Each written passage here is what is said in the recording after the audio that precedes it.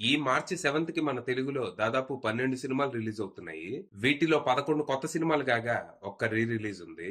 ఒకసారి ఆ సినిమాలు ఏంటో గమనిస్తే, కింగ్స్టన్ జీవి ప్రకాష్ కుమార్ హీరోగా చేస్తున్న హారర్ మూవీ ఇది. అది కూడా సీ హారర్ అంట. ఈసారి దెయ్యాలు బూత్ బంగ్లాలో కాకుండా సముద్రంలో ఉంటాయంట.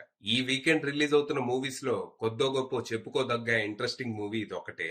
ఇక మిగిలిన సినిమాల విషయానికి వస్తే, నారి ద ఉమెన్, శివంగి లయనెస్, వైరల్ ప్రపంచం, 14 డేస్, గర్ల్ ఫ్రెండ్ ఇంట్లో, వైఫ్ ఆఫ్ అనిర్వేష్, రారాజా, జిగేల్, రాక్షస, నీరుకుళ్ళ, 35 కిలోమీటర్స్, పౌరుషం. ఇక రీ రిలీజ్ల విషయానికి వస్తే, ఈ వీకెండ్ సీతమ్మ వాకిట్లో సినిమాల చెట్టు మూవీ గ్రాండ్ గా రీ రిలీజ్ అవబోతుంది. ఈ 12 సినిమాల్లో డీసెంట్ అడ్వాన్స్ బుకింగ్స్ జరుగుతున్నది ఈ ఒక్క సినిమాకే. రేపు ఈ 11 కొత్త సినిమాల కంటే సీతమ్మ వాకిట్లో సినిమాల చెట్టుకే ఓపెనింగ్స్ ఎక్కువ వచ్చే అవకాశం కనిపిస్తుంది. చూడాలి ఈ వీకెండ్ బాక్స్ ఆఫీస్ ఎలా ఉంటుందో. యాక్చువల్ గా ఈ ఫ్రైడే 12 కాదు, 13 సినిమాలు రిలీజ్ అవుతున్నాయి. చావా గురించి మర్చిపోయి, హిందీలో ఇప్పటి వరకు 650 కోట్లకు పైగా వసూళ్లను అందుకొని సెన్సేషన్ క్రియేట్ చేసిన ఈ సినిమా ఇప్పుడు తెలుగులో రాబోతుంది.